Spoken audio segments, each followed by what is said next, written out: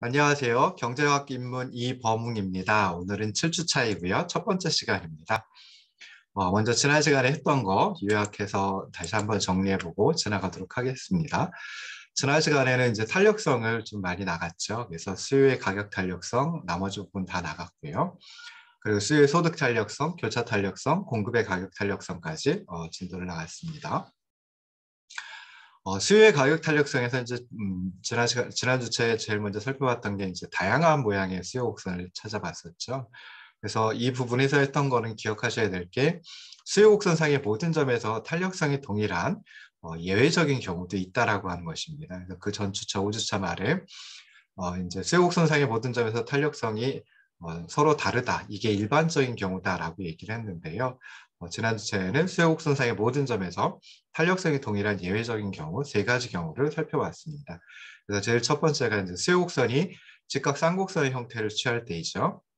그래서 이때는 가격의 변화율과 수요량의 변화율이 같아가지고 수요 곡선상의 모든 점에서 수요가 단위 탄력적이 됩니다. 수요의 가격 탄력성이 1이다라고 하는 소리죠. 그래서 이런 그 수요 곡선이 직각상곡선의 형태를 가질 때 그때 수요 함수는 P 곱하기 QD는 K라고 하는 그런 함수 형태일 때입니다. 두 번째 수요 곡선이 수직선의 형태일 때 그때 수요 곡선상의 모든 점에서 탄력성이 동일하다라고 말씀을 드렸죠. 그래서 이때 수요 곡선의 수직선의 형태를 취할 때는 가격의 변화에 관계없이 수요량이 항상 일정하기 때문에 수요 곡선상의 모든 점에서 수요가 완전 비탄력적이다. 그래서 수요의 가격 탄력성은 0이다라고 말씀을 드렸습니다. 자, 이런 수요 곡선의 수직선의 형태를 취할 때 수요 함수는 이제 QD는 알파 뭐 이런 형태로 해가지고 나타난다라고 말씀드렸죠. 자, 세 번째 예외적인 경우가 수요곡선의 수평선의 형태를 취할 때입니다. 그래서 이때는 가격이 조금만 변화해도 수요량이 굉장히 크게 변화하기 때문에 수요곡선상의 모든 점에서 수요가 완전 탄력적이다. 그래서 수요의 가격 탄력성은 무한대이다. 이렇게 이제 말씀드릴 수 있습니다.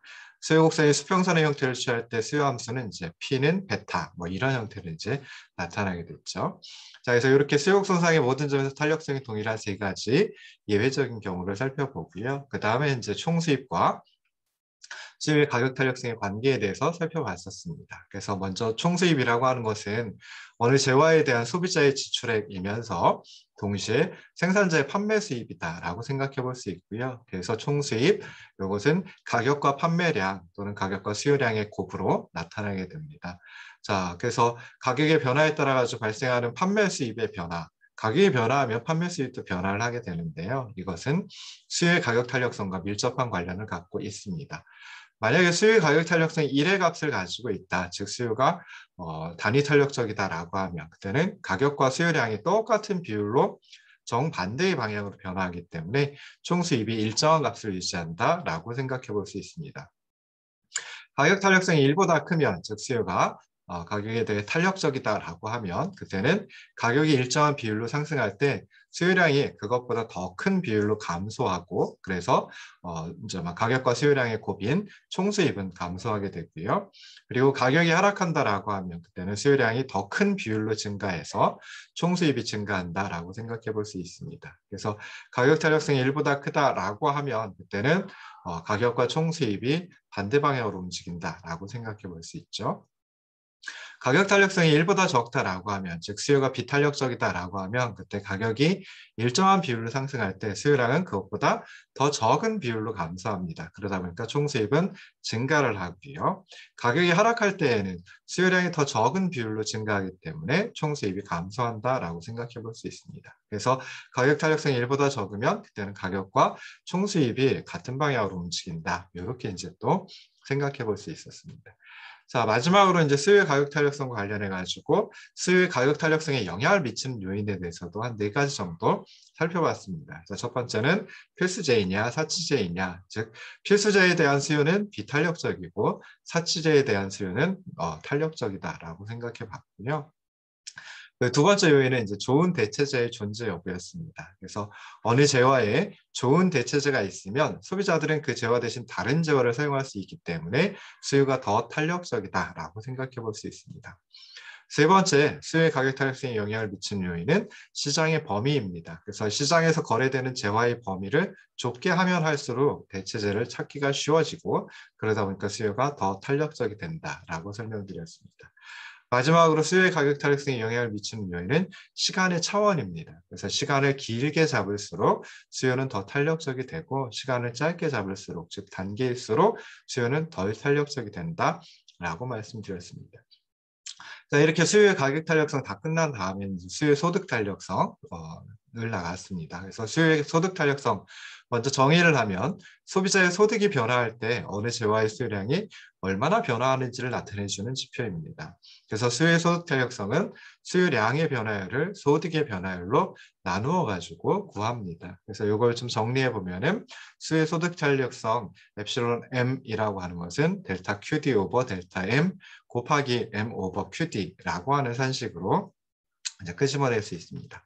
자, 수요의 가격 탄력성과 달리 수요의 소득 탄력성의 경우에는 그 값이 0보다 크게 나올 수도 있고요. 또 0보다 적게 나올 수도 있습니다. 그리고 그 값이 0보다 큰지 적은지에 따라 가지고 재화의 성격을 좀 구분을 해볼 수가 있거든요. 그래서 수요의 소득 탄력성 구할 때는 마이너스의 부호를 붙이지 않는다라고 하는 거 이거 생각해 보시면 좋을 듯 싶습니다. 그래서 그냥 쉽게 생각하셔서 수요의 가격 탄력성 구할 때만 마이너스의 부호를 붙인다라고 생각을 하시면 되겠죠.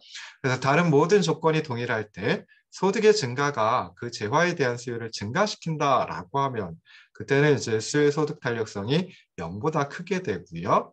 이런 재화를 정상재라고 합니다. 이에 비해서 소득의 증가가 그 재화에 대한 수요를 감소시킨다라고 하면 그럼 수요의 소득 탄력성이 0보다 적어지고요. 이러한 재화를 열등재라고 합니다. 자, 그리고 또 정상재의 경우에 둘로 또 나눠볼 수 있거든요. 그래서 수요량의 증가율이 소득의 증가율보다 더 큰지 적은지에 따라서 수요의 소득 탄력성이 수요량의 증가율이 소득의 증가율보다 더 크다라고 하면 수요의 소득 탄력성이 1보다 커지겠죠. 이런 재화를 사치재라고 합니다. 그리고 수요량의 증가율이 소득의 증가율보다 더 적다라고 하면 그때는 수요의 소득 탄력성이 1보다 적어지게 되고요. 물론 0보다는 큽니다.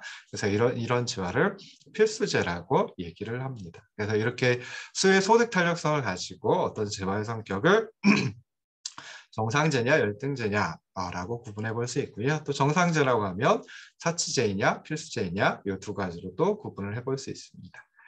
자, 수요의 교차 탄력성도 이제 살펴봤습니다. 그래서 수요의 교차 탄력성의 정의는 다른 재화의 가격이 변화할 때 어떤 재화의 수요량이 얼마나 변화하는지를 나타내주는 지표입니다. 그래서 수요의 교차 탄력성 구할 때는 한 재화의 수요량의 변화율을 다른 재화의 가격 변화율로 나누어 가지고 구합니다. 그래서 일반적으로 관련된 재화인 Y재 가격의 변화가 X재, 우리가 분석하려고 하는 X재의 수요에 미치는 교차 탄력성 엡실론 XY라고 이제 불러줄 수 있는데요. 이것은 X재 수요량의 변화율을 Y재 가격의 변화율로 나눠 가지고 구할 수 있습니다. 그래서 산식을 정리해 보면 델타 QX 오버 델타 PY 곱하기 PY 오버 QX라고 하는 이런 산식을 통해서 수요의 교차 탄력성을 구할 수가 있습니다. 자, 이 수요의 교차 탄력성도 그 값이 0보다 크냐 적으냐에 따라 가지고 재화의 성격을 또 구분을 해볼 수 있습니다. 그래서 마이너스의 부호를 붙이지 않는다라고 생각을 하시면 좋을 듯 싶습니다. 다른 재화의 가격 상승이 어떤 재화의 수요량을 증가시킨다라고 하면 그때는 수요의 교차 탄력성이 0보다 커지게 되고요. 이런 두 재화, X재와 Y재는 서로 대체재이다. 또는 X재와 Y재가 대체 관계에 있다. 대체적인 관계에 있다. 뭐 이렇게 이제 얘기를 합니다.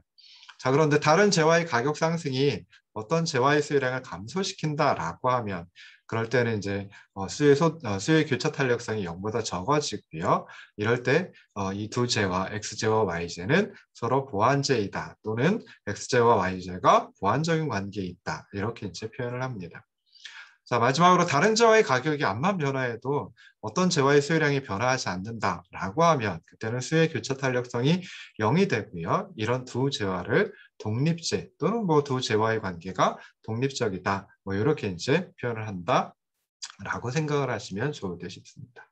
자, 마지막으로 이제 공급의 가격 탄력성이라고 하는 것도 살펴봤습니다. 그래서 수요와 공급은 어떻게 보면은 쌍이다라고도 생각을 해볼 수 있거든요. 그래서 제가 처음에 수요를 설명드릴 때 그 수요를 설명한 그 포맷 그대로 이제 공급을 설명을 드렸죠. 그래서 수요의 가격 탄력성 그 설명드린 그 포맷 그대로 공급의 가격 탄력성도 설명을 드릴 수가 있습니다. 그럼 제일 먼저 이제 공급의 가격 탄력성이 의미하는 것부터 시작을 해야 되겠죠. 그래서 공급의 가격 탄력성이란 무엇이냐라고 했을 때 어느 재화의 가격이 변화할 때 그 재화의 공급량이 얼마나 변화하는지를 나타내주는 지표이다. 그래서 공급의 가격 탄력성은 공급량의 변화율을 가격 변화율로 나누어 구한다라고 생각해 볼 수 있습니다. 그리고 공급의 가격 탄력성은 그리스 문자 에타라고 보통 표현을 하죠. 그래서 이 공급의 가격 탄력성 에타는 결국 산식이 델타 QS 오버 델타 P 곱하기 P 오버 QS 이런 식으로 이제 나타나게 됩니다. 자, 한 재화의 공급량이 가격 변화에 대해서 좀 민감하게 반응을 한다, 민감하게 변화한다라고 하면 그때는 이제 공급의 가격 탄력성이 1보다 크고요. 이럴 때 이제 탄력적 공급이 탄력적이다. 뭐 이렇게 표현을 합니다.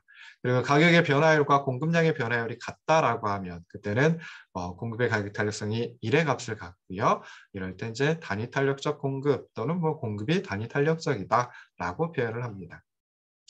가격이 변화할 때 공급량이 아주 조금 변화한다라고 하면 그때는 공급의 가격 탄력성이 1보다 적어지고요. 이때 이제 비탄력적 공급 또는 공급이 비탄력적이다라고 이제 표현을 합니다. 자, 그리고 가격 변화가 아주 미세해가지고 거의 0에 가깝다. 그러니까 가격이 변화하긴 하는데 아주 미세하게 변화한다라고 하면 그럴 때는 이제 미분의 표현을 이용할 수가 있죠. 그래서 에타는 dQs 오버 dP 곱하기 P 오버 QS 이런 산식으로 이제 구해낼 수가 있습니다. 그리고 이걸 그래프에서 이제 생각을 해보면 공급 곡선상의 한 점이 정해지면 그 점에서 접선의 기울기 이게 dP 오버 dQs거든요. 그러니까 그놈의 역수, 접선의 기울기의 역수, 그리고 그 점에서의 가격과 공급량을 이용해 가지고 공급의 가격 탄력성을 구할 수 있습니다. 그래서 두 점 가지고 구할 때 우리가 호탄력성이라고 표현을 했고 한 점 가지고 했을 때 이제 점 탄력성이라고 이제 표현을 했죠. 그래서 공급의 가격 탄력성도 두 점 가지고 구할 수도 있고 한 점 가지고도 구할 수 있습니다.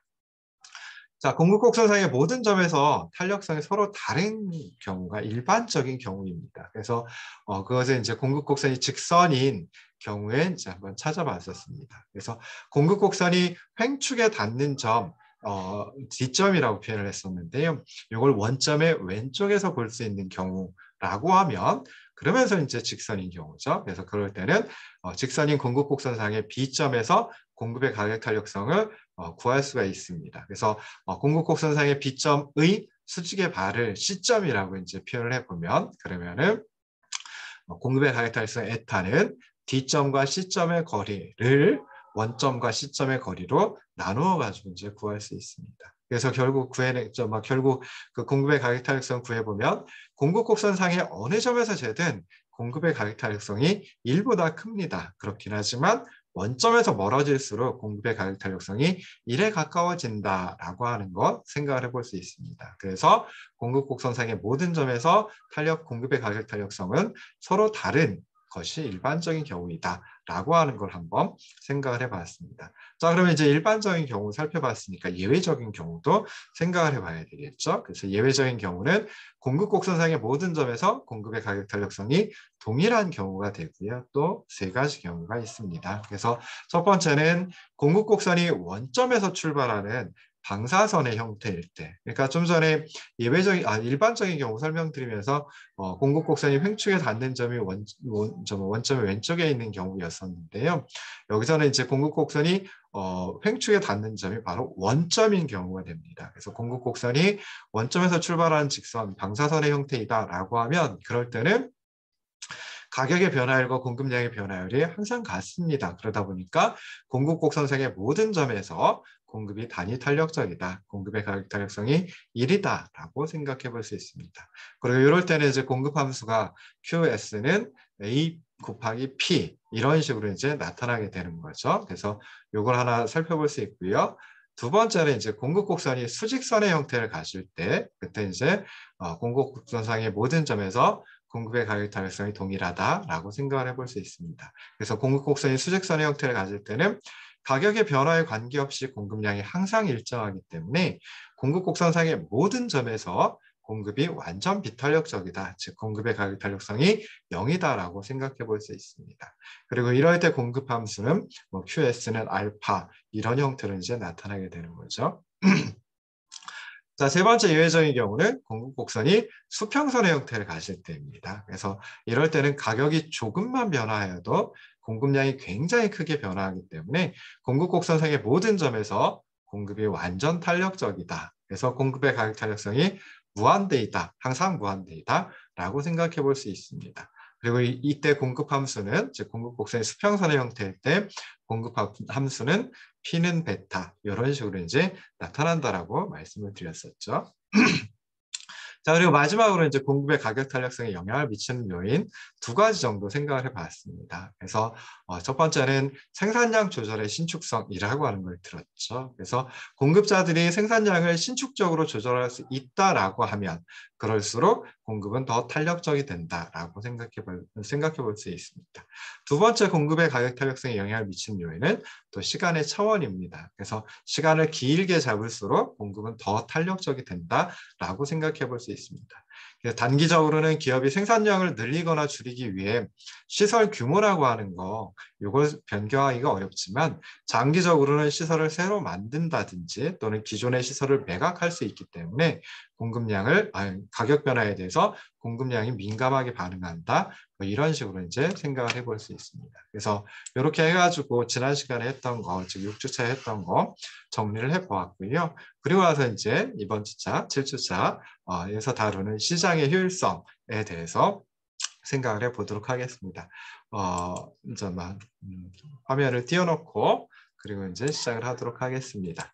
네 번째 강의안이고요. 그리고 40쪽입니다. 강의안 40쪽부터 진도를 나가도록 하겠습니다. 자, 시장의 효율성. 그러니까 우리가 효율성이라는 표현은 자원 배분이라고 하는 말하고 이제 곁들여 가지고 쓰입니다. 그래서 보통 효율성 그러면 자원 배분이 효율적으로 이루어졌는지, 그러니까 경제에 희소한 자원이 적절한 부문에 또는 적절한 시장에 적절한 양만큼 나뉘어졌는지를 갖다가 의미하는 그런 개념입니다. 그래서 항상 그 효율성이라고 하는 것은 자원 배분이라고 하는 것하고 관련이 돼 있고요.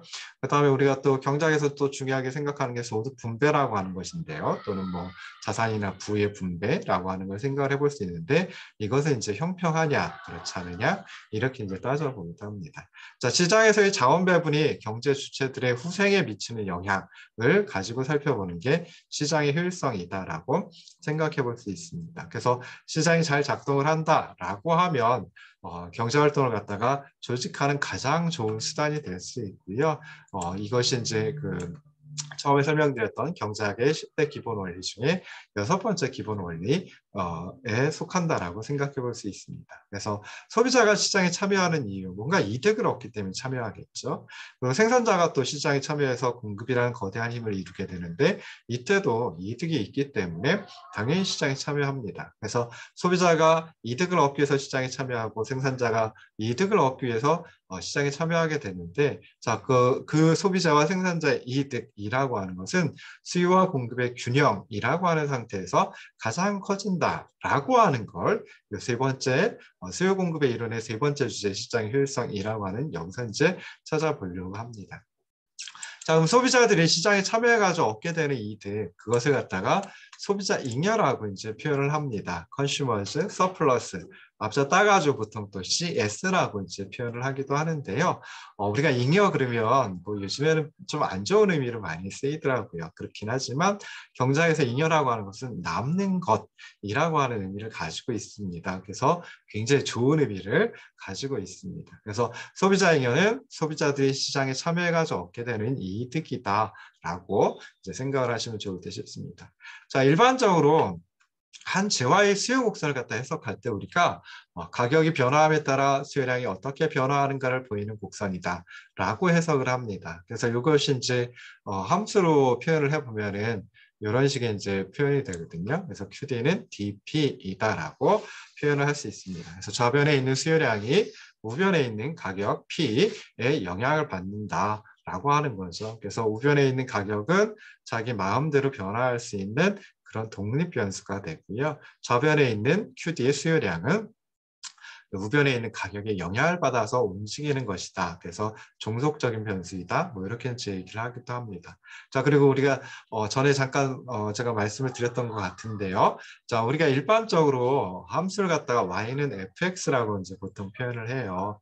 그 우변에 x가 있고 좌변에 y가 있죠. 그러면서 평면에 나타날 때는 어떻게 나타나나요?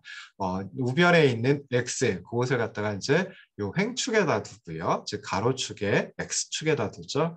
그리고 좌변에 있는 y를 그런 걸 갖다가 이제 요 종축 또는 뭐 세로축 또는 y축에다 둡니다. 그런데 요 수요함수를 보시면은 영향을 미치는 것, 즉 독립변수인 우변의 가격이 횡축에 있는 것이 아니라 수학적으로 보면 횡축에다 둬야 되는데요. 그게 아니라 여기 저기 세로축, 종축에 있습니다. 그리고 영향을 받는 수요되는 수량이 이제 수요량이죠. 그래서 그 수량이 어디에 있냐면은 원래는 저 수학적으로 보면 종축에 있어야 되는데 그게 아니라 횡축에 있습니다. 그러면 이제 생각해 볼 수 있는 게 경제학을 하는 사람들은 수학을 잘 몰라가지고 정확하게 기하학이라고 하는 것을 잘 몰라가지고 이렇게 표현을 했구나라고 생각을 해볼 수 있을 텐데요. 뭐 그렇지는 않습니다. 그래서 경제학을 하는 그 경제학자들은 수학을 꽤 잘 하거든요. 그래서 왜 그러냐라고 했을 때 처음에 경제학자들은 밑에 나와 있는 요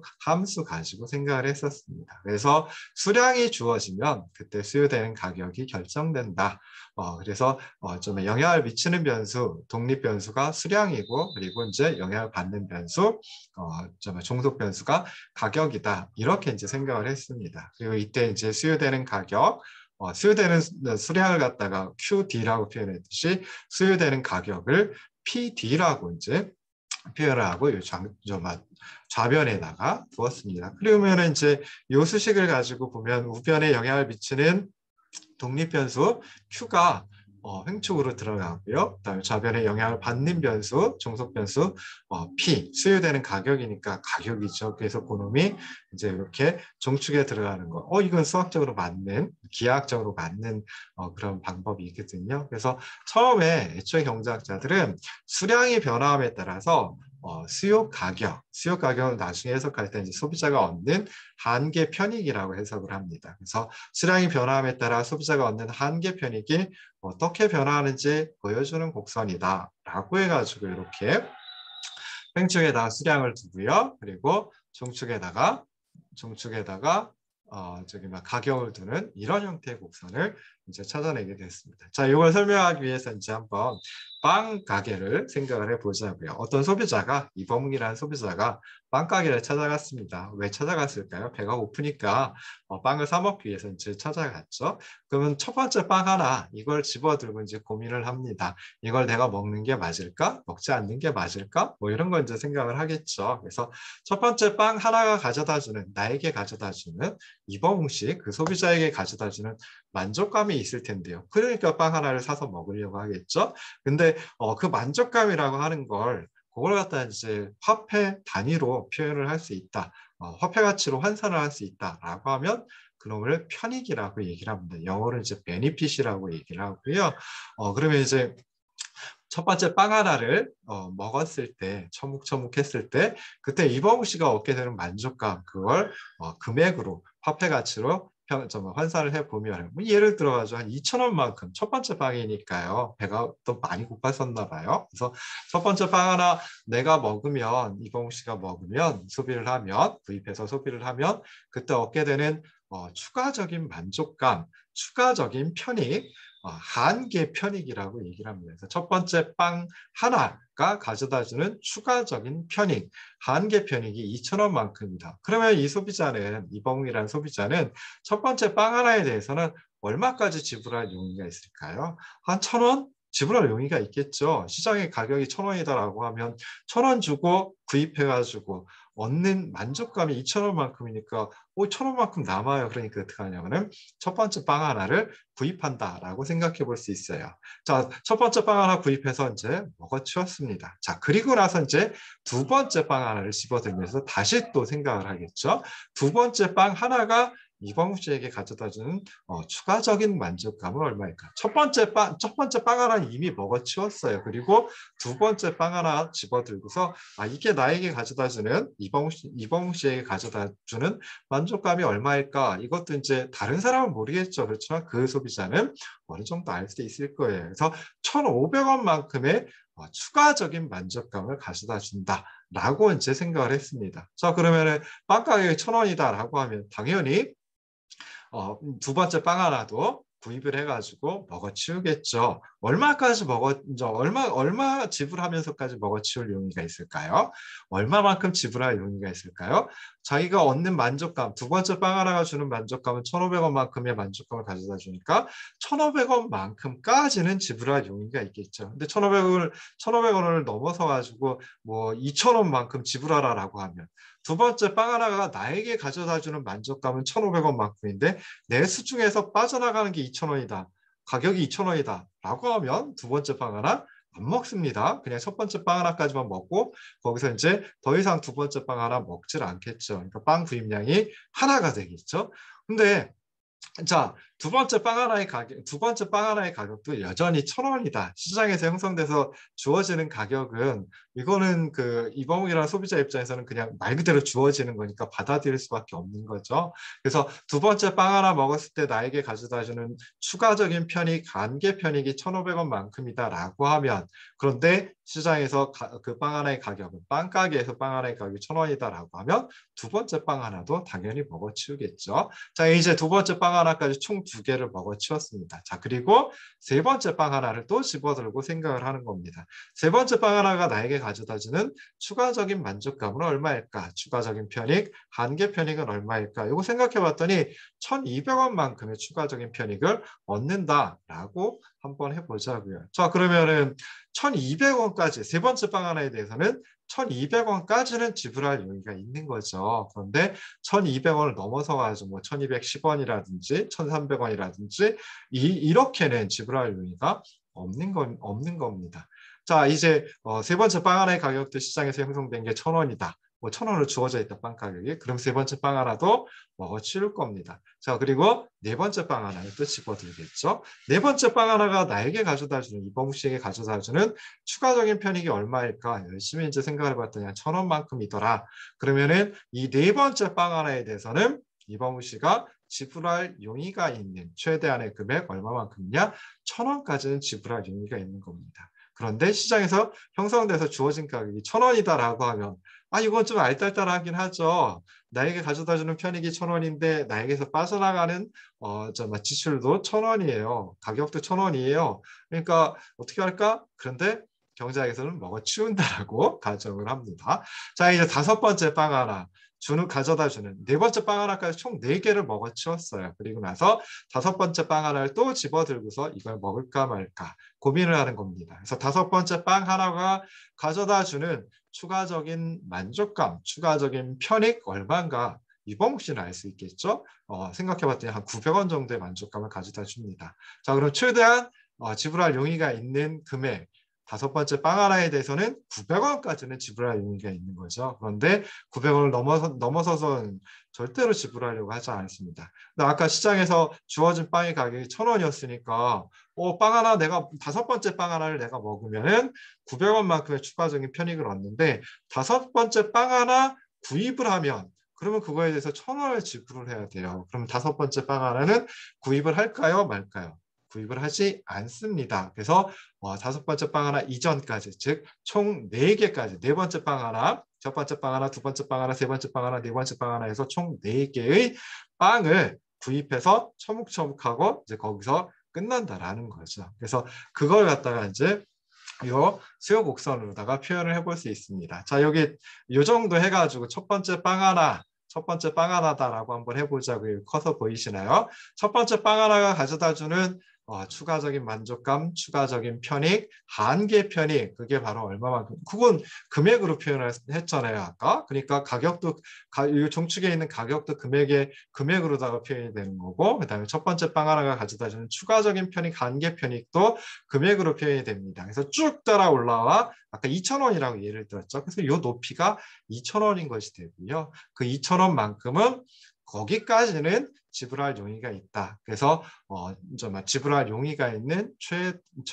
최대한의 가격, 그걸 갖다가 뭐라고 얘기를 하느냐? 줄여서 지불 의사 가격, 지불할 의사가 있는 최대한의 가격 또는 이제 수요 가격이라고 그놈을 얘기하는 겁니다. 그래서 수량이 하나로 주어지면, 수량이 빵 하나로 주어지면 그 마지막 빵 하나 먹었을 때 추가적으로 얻게 되는 추가적인 편익 얼마만큼이냐? 단계 편익 2,000원만큼이고, 그리고 거기까지는 지불할 의사가 있다. 그래서 지불 의사 가격이라고 하고 그놈을 갖다가 다시 수요 가격이라고 얘기를 하는 겁니다. 그래서 수량이 1로 다 주어지면 그때 쭉 따라 올라가 2,000원만큼, 그게 바로 수요 가격이다라고 생각해 볼 수 있고요. 빵 두 개를 먹는다라고 하면 그때 두 번째 빵 하나 먹어치우고 두 번째 빵 하나가 가져다주는 추가적인 만족감, 한계 편익, 아까 1,500원이라고 예를 들었어요. 그만큼 지불할 용의가 있다. 그래서 그 가격을 갖다가, 그 금액을 갖다가 수요 가격이라고 또 표현을 하는 겁니다. 빵 세 개를 먹는다라고 하면 그때 마지막 한 단위가 가져다주는, 세 번째 한 단위, 그게 마지막 한 단위죠. 세 번째 한 단위가 가져다주는 추가적인 편익, 한계 편익이 1,200원만큼이었고요. 그만큼은 지불할 용의가 있다. 수요 가격이라고, 지불 의사 가격 또는 수요 가격이라고 생각을 하시면 됩니다. 자, 그리고 이제 요 Q0가 4개라고 한번 해보자고요. 마지막 한 단위, 네 번째 한 단위가 가져다주는 추가적인 만족감, 한계 편익 얼마만큼이냐? 아까 이에서 1,000원이었어요. 그래서 그 1,000원만큼 지불할 용의가 있다. 요 P0가 1,000원이 되는 거죠. 그래서 1,000원만큼 지불할 용의가 있다. 그 금액을 갖다가 수요 가격이라고 얘기를 합니다. 그래서 첫 번째 빵 하나에 빵이 한 개일 때, 그때는 마지막 한 단위, 그게 첫 번째 한 단위죠. 그래서 추가적인 편이 그만큼 지불할 용의가 있는 수요 가격이니까 2,000원, 이 높이가 2,000원이 되는 거고요. 그래서 한 점을 찍었어요. 빵 두 개다라고 하면 마지막 한 단위가 두 번째 한 단위가 되죠. 그래서 두 번째 한 단위가 가져다주는 한개 편익 1,500원. 그 다음에 세 번째 한 단위, 빵 세 개다라고 하면 그때는 세 번째 한 단위가 마지막 한 단위가 되겠죠. 그래서 그 마지막 한 단위가 가져다주는 추가적인 편익, 한개 편익, 수요 가격 1,200원. 요 빵 4개, 그러면 네 번째 한 단위가 가져다주는 추가적인 편익, 아까 1,000원이라고 예를 들었죠. 그래서 이런 점들을 갖다가 이 평면에다가 다 표현을 하면 그게 하나의 직선 또는 곡선의 형태로 나타나게 되고요. 그놈을 갖다가 뭐라고 하느냐? 수요 곡선이라고 한다. 그게 이 두 번째 설명입니다. 그래서 이해가 잘 되셨는지 모르겠는데요. 수요 곡선을 이렇게도 해석을 할 수 있다라는 거예요. 그래서 여기서 이 그림에서 보시면은 가격이 P0로 주어졌을 때, 그때 수요량이 Q0이다. 이렇게 설명하는 게 첫 번째 수요 곡선을 해석하는 방식이고요. 두 번째 해석하는 건 수량이 Q0로 주어졌을 때 그때 수요되는 가격 얼마냐? P0이다. 라고 하는 걸 나타내 주는 게 두 번째 요걸 역수요함수라고 얘기를 하거든요. 그래서 역수요함수 가지고 수요곡선을 해석하는 방식이다라고 생각을 하시면 좋을 듯 싶습니다. 그래서 여기 보시면 수요곡선은 가격이 P0일 때 시장에서의 수요량은 Q0이다. 이제 이범욱 씨가 아니라 소비자들이 굉장히 많다라고 하면, 그래서 수요곡선은 가격이 P0일 때 시장 수요량이 Q0이다 라고 하는 걸 나타내 주기도 하지만요. 거꾸로 수량이 Q0일 때 그때 수요되는 가격이 P0이다 라고 하는 것을 나타내 주는 곡선이기도 한다라고 하는 거 이제 생각을 해보시면 좋을 듯 싶습니다. 그래서 여기서 소비자들은 Q0의 수량에서는 그 마지막 한 단위에서 얻는 추가적인 편익, 그놈을 한계 편익이라고 하는데 얼마만큼? P0만큼의 한계 편익을 얻고 있다. 이렇게 이제 생각을 해볼 수 있습니다. 그래서 조금 그 지불 의사 가격 또는 수요 가격이라고 하는 거 가지고 조금 길게 설명을 드렸는데요. 한번 다시 시간이 되시면 다시 한번 차곡차곡 설명을 들어보세요. 잠깐 쉬었다가 다시 돌아오도록 하겠습니다.